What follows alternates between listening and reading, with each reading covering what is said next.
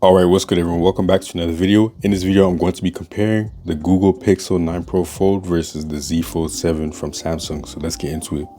With the Z Fold 7, you have finally caught up to the thickness of the Pixel 9 Pro Fold. They are very, very close in terms of thickness. The Z Fold 7 is going to be a little bit slimmer. You can look at the hinges. Fold 7 just has a very slim hinge compared to the Pixel 9 Pro Fold. And in terms of weight, Z Fold 7 is way lighter than the Pixel 9 Pro Fold. In fact, it's actually lighter than your big smartphones like the S25 Ultra, the iPhone 16 Pro Max, Nothing Phone 3 that I just showed. It's lighter than those. So Z Fold 7 just clears the Pixel 9 Pro Fold in terms of weight. The Pixel 9 Pro Fold is pretty heavy at around 257 grams. Chunky phone for sure in terms of weight, but that doesn't necessarily mean it's not a good experience to use and handle, in my opinion. But obviously the Z Fold 7 is just going to be so light and thin compared to the Pixel 9 Pro Fold. If we open them up, this is how they compare in terms of thickness. Z Fold 7, again, very thin. If we look at their camera bumps, it's looking pretty similar in terms of how much they protrude out. I think Fold 7's camera bump actually protrudes out a little bit further. The Pixels is like this big panel at the back, and then the Z Fold 7's is kind of a little bit more minimalistic, but it is huge. In terms of using it on the table flat, people care about this, and Fold 7 definitely rocks a lot when you're on the bottom right of the screen when it's open. Pixel kind of rocks, but not as much. And then especially when it's closed, the 9 Pro Fold is not going to rock at all unless you like press right here. Then it'll rock, but normally using your phone, you're not going to really make your 9 Pro Fold rock on the outside screen. Z Fold 7 is going to be super floppy because of the camera bump. So now let's look at the outside screens. This is how they compare. I mean, they're pretty much very similar in terms of size. The execution is a lot different though. Samsung screen is more squared off and boxy, has a lot smaller bezels. It has a lot smaller bezels, so it's not going to be as chunky. This Samsung screen just looks more premium because of how minimalistic the bezels are and the boxy design. The Pixel's design is not bad at all. Honestly, I would like the Pixel's design a lot more if it wasn't for this. This just looks so bad. When I first saw it, I was like, bro, what is Google doing? Like, there's no way they put this out. From the back of the phone, it looks alright, but this is crazy, bro. It's just not good to me. In terms of the actual size and screen real estate, they're pretty much comparable, and you will have a normal smartphone size experience. Like the Pixel 9 Pro Fold outer display is actually the exact size of the Pixel 9 Pro screen, like the smaller Pixel 9 Pro. It's the same exact size, so you're literally getting that phone in this phone, but then you have the addition of this, so it's pretty cool. And the Fold 7, pretty much the same thing. You know, you're getting the size of a smaller smartphone. You got an iPhone 16 right here. You're getting an even bigger screen than the iPhone 16 and the other small smartphones because of how long it is at the top. And then you have the ability to open up into this big 8-inch screen. On the inside, both of them are 8-inch screens. Z Fold 7 is going to be a little bit taller when you have it in portrait orientation than if you rotate it. The Z Fold 7 is around a similar height. Pixel is a little bit taller. How does that translate in the real world? It really just depends on what you're doing on your phone and the software, which we'll get into very soon. In terms of the hinges, you know, the Pixel 9 Pro Fold, I think, actually has better hinge because it's able to sit at different angles better than the Z Fold 7. Z Fold 7's hinge kind of downgraded, in my opinion, in terms of like using it in different angles. Downgraded from the Z Fold 6, where the 6 was able to hold at literally any angle, kind of like the Pixel 9 Pro Fold, a little bit better than that one. Now the Z Fold 7 is very, it still holds at like angles where you need it to be, but like past a certain point, like right here, even right here, it just will not stay there. First of all, fully, you can kind of get it there, but then over time, it's just going to close like that. Pixel 9 Pro Fold is a lot more reliable in that sense if you're using it like propped up like this. So in terms of the hinge, I think Pixel 9 Pro Fold wins in that, and the usability. Obviously, the durability is a different thing and the size is a different thing, but usability, Pixel 9 Pro Fold. And the ways that you might use the hinge is like, let's say you're watching video, so we can actually just quickly look at the video size for both these phones when you're using flex mode. It's going to be a slightly better experience on the Pixel 9 Pro Fold because of just the flexibility of the hinge and the reliability of it. You know, I'm not scared of this just, you know, snapping. I'm not scared of this just flailing back and then busting up the camera. But at the same time, I think the software on the Z Fold 7 is just better. Once it reaches past a certain point, it goes out of that mode, but you can manually just put it into this and then full screen. I don't know, it's having issues staying in that mode, but either way, the hinge is more reliable on the Pixel 9 Pro Fold, I believe. And this is just one scenario. Another scenario where you might use the hinge, where this is relevant, is with the cameras. For me, a lot of times with foldable phones, I love using the hinge to prop up the camera, whether it be shots of the nighttime sky or, you know, shots of like groups of people, including me. And you know, you can have like this. Pixel 9 Pro Fold is going to be a little bit more reliable with its hinge in those scenarios. Z Fold 7 is not bad, like I said, and I feel like something like that you probably would be willing to trade off because of all the other benefits of having this small and slim form factor.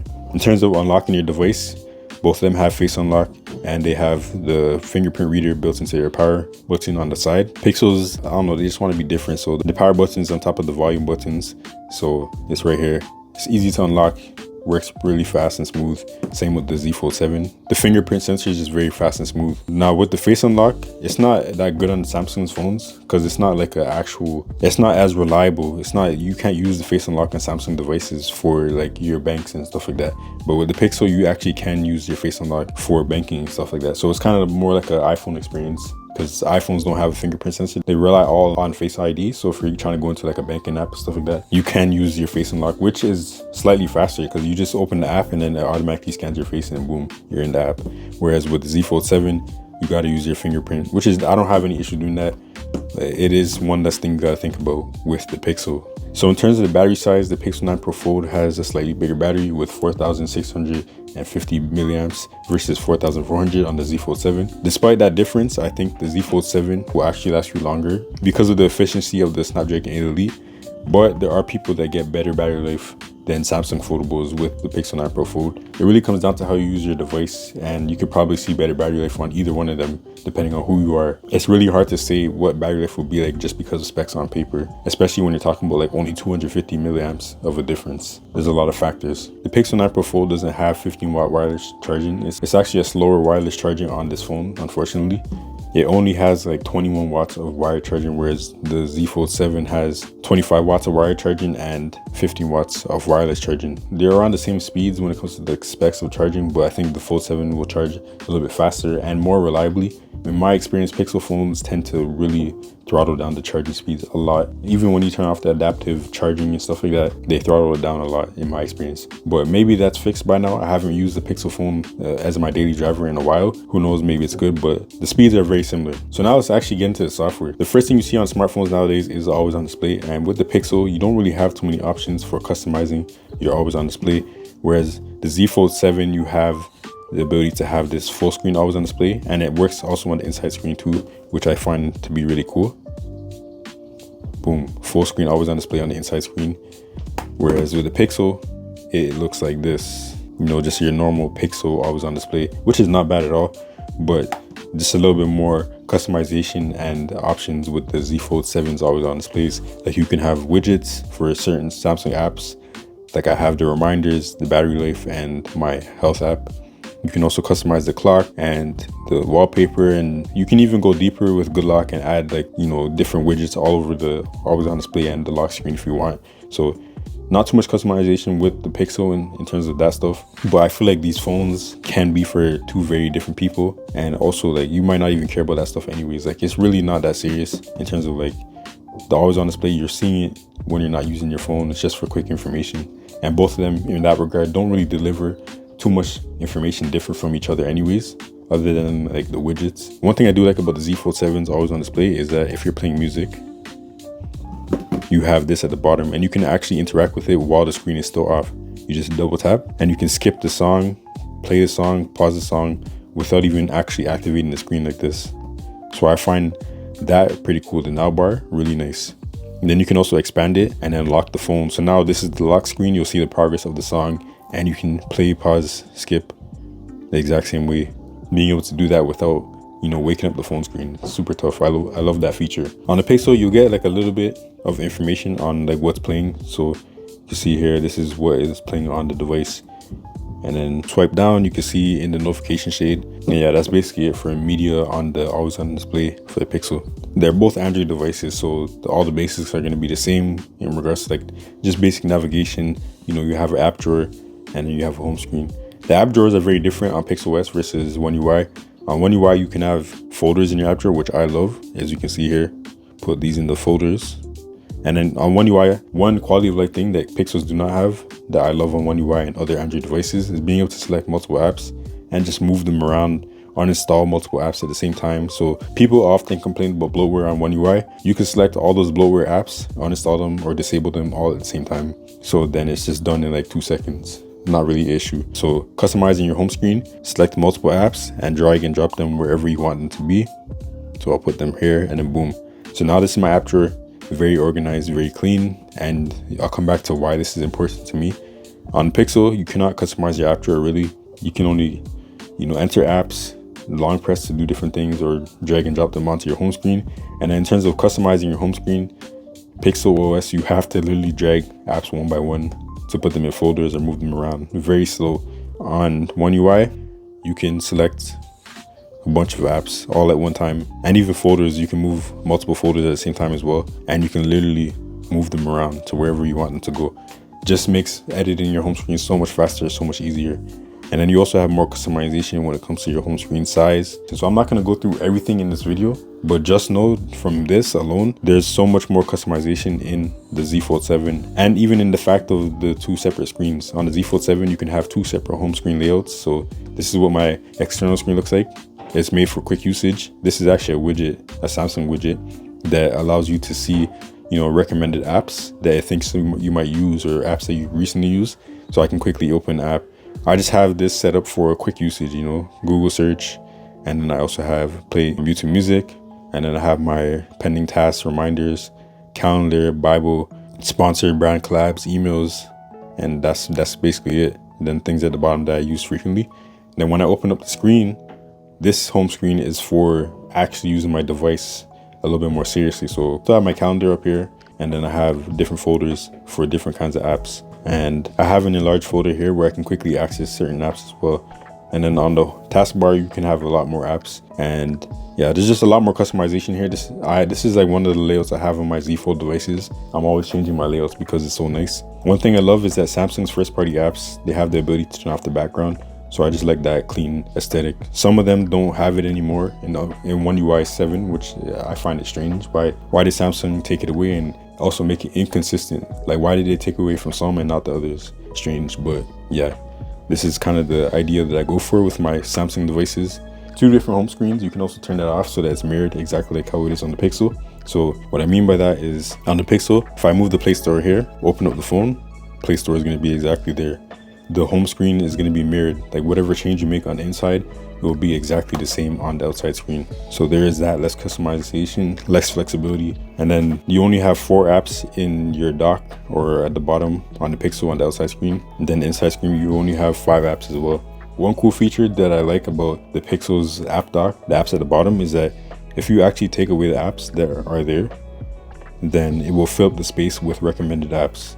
So it's kind of like this Samsung widget, but like built in here. So if I go into this, now my app dock is showing me apps that it thinks I might want to use.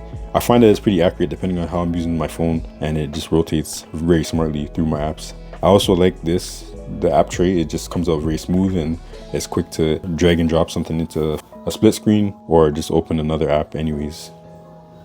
Unfortunately, this is just picture in picture with YouTube. The Pixel does not have floating windows at all, which again just makes me so confused when you're talking about like a big folding phone screen. Like, how does it not have just these basic multitasking features? But we'll get into that very soon. All right, so now actually using these devices side by side on the outside screens, you're gonna get similar amounts of information.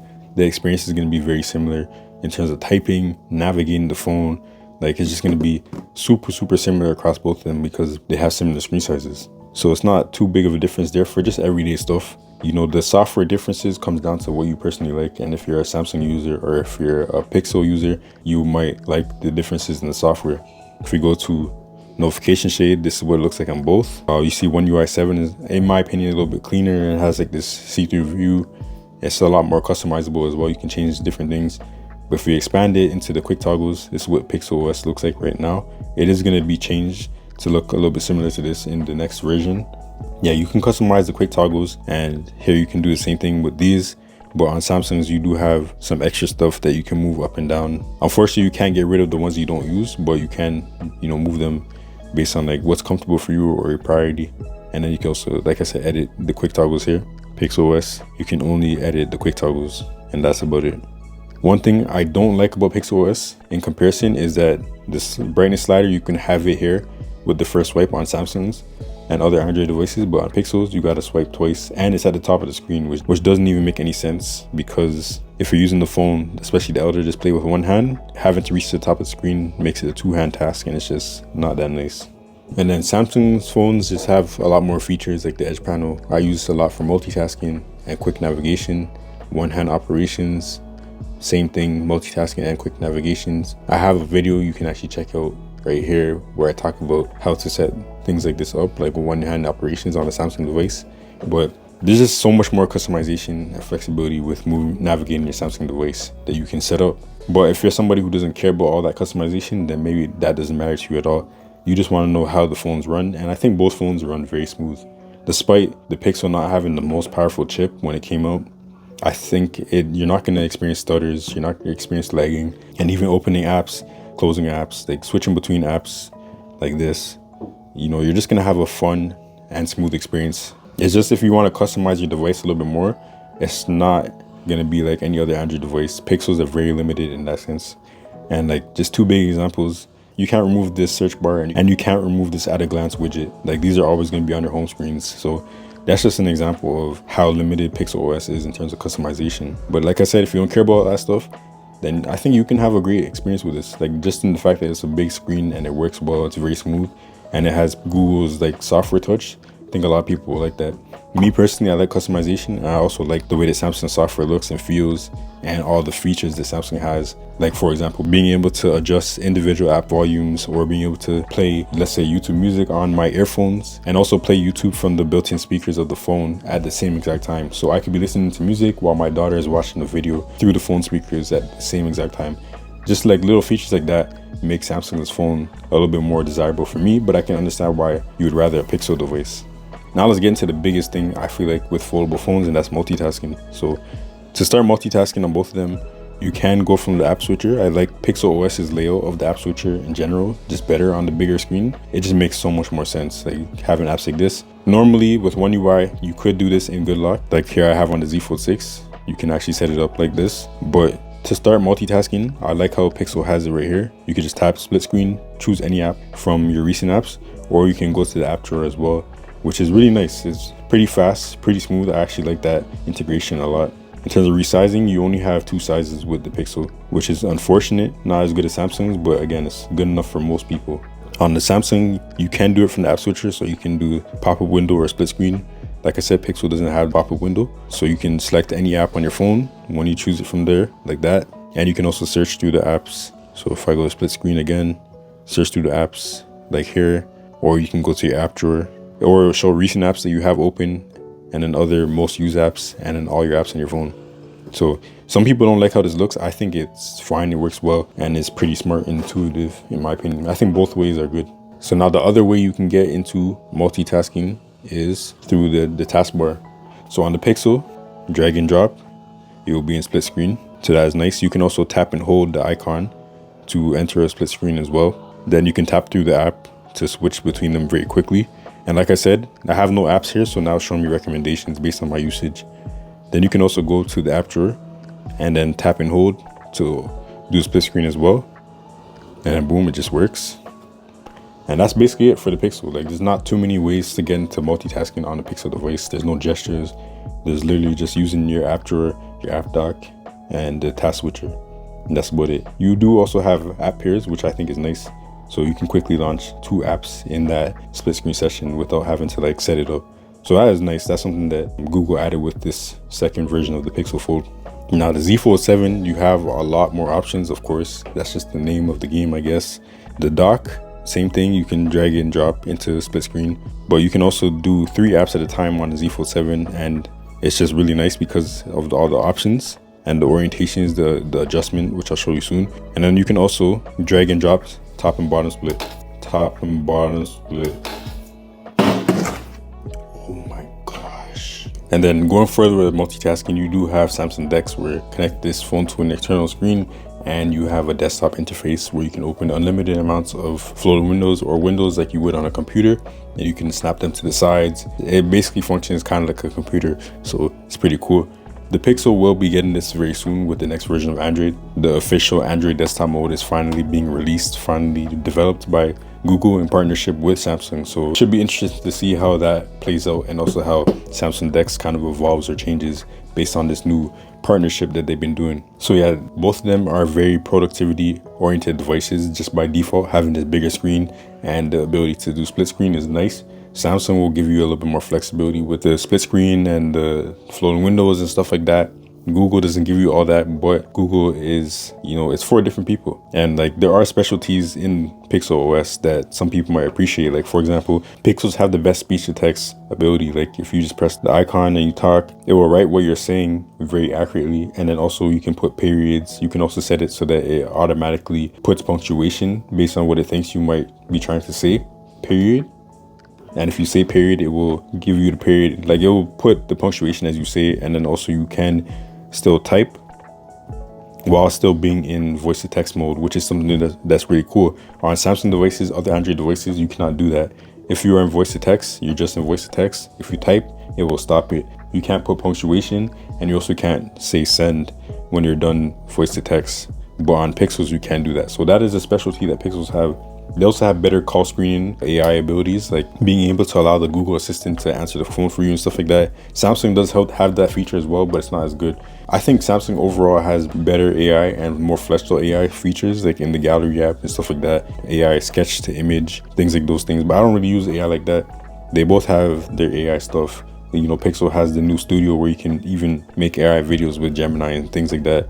So they do have some similarities, but the Pixel 9 Pro Fold is more of a simple experience with some slight quality of life things like the voice to text and the call screening, whereas the Z Fold 7 is just the better phone for multitasking and customization and all these things.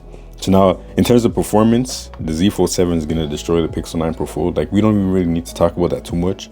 The gaming performance, the video editing performance, just day-to-day, anything that is more powerful than your day-to-day stuff, the Z Fold 7 will destroy the Pixel 9 Pro Fold. It just has the more powerful chip, just better efficiency with the power. It's good overall. Pixel 9 Pro Fold, like I said earlier, is going to be good in everyday stuff. You're not going to feel it stutter. You're not going to feel it slow down when you're doing regular things, using one app at a time. Even in split screen, it's not going to really stutter. It just depends on what you're doing. If you're doing high-end stuff like intensive games, then the Pixel is not going to be good. And if you're video editing, the Pixel is not going to be good for that either. You can definitely get through some stuff, like 1080p video editing is possible on this, but it's not going to be as good as it will be on the Z Fold 7. Just way more powerful. And I'm assuming this is going to be similar with the Pixel 10 Pro Fold as well. Like, it's going to be more powerful than the 9 Pro Fold, but I don't think it's going to be more powerful than the Snapdragon 8 Elite. So a lot of the things I'm saying in this video, you can probably apply it to that newer Pixel as well. But now, the actual gaming experience outside of performance, you do have more flexibility with the Z Fold 7 in terms of how you set up your split screens, how you customize the orientation of the app and stuff like that, the aspect ratio. On the Pixel 9 Pro Fold, you can adjust the aspect ratio for each individual app, but there's not as much flexibility in terms of the split screen and stuff. Like I was showing in another video, but a lot of times I play games in split screen like this, top and bottom split. The Pixel can do that, but you can only do that if you rotate the phone. You can also only have 2 apps open at a time. But on the Z Fold 7, you can do many different things. Like, you can even have the game really small like this if you want, or big like this, rotate it to have a longer aspect ratio. And just, there's a lot more flexibility. But yeah, the actual gaming experience is going to be better on the Z Fold 7, even in terms of using the screen real estate. And then a lot of software on the Pixel 9 Pro Fold is something I didn't mention. Also has this black border at the top. The Z Fold 7 fills up the whole screen, and it just looks way better for most apps. So there are things like that as well, where I think Samsung software for a foldable phone is just more fleshed out, more optimized. But yeah, in general, Pixel 9 Pro Fold is gonna be good enough for most people. But I think the Fold 7 offers the better experience overall in terms of just working, customization, and performance. But now the only thing I didn't talk about between these two devices is the camera. So let's get into the cameras. I'm going to show you some samples and let me know what your thoughts are. And I'll come back and give my thoughts on the cameras.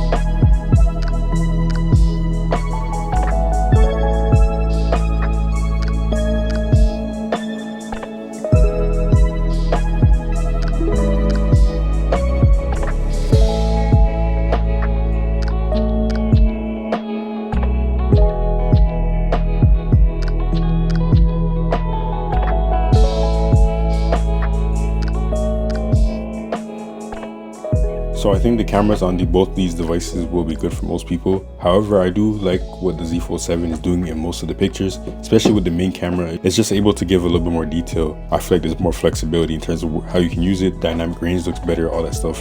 The Google's processing is really good, but then I feel like with the Pixel 9 Pro Fold, it low-key doesn't work as well. This might just be the least Google Magic Pixel out there in terms of the camera performance and the processing. I'm not sure what it is, but yeah, let me know what you think about the photos and which one did better. But that's basically it for this video. Let me know your thoughts in the comments below. Which one do you like better? But yeah, till next video, we are out. Peace.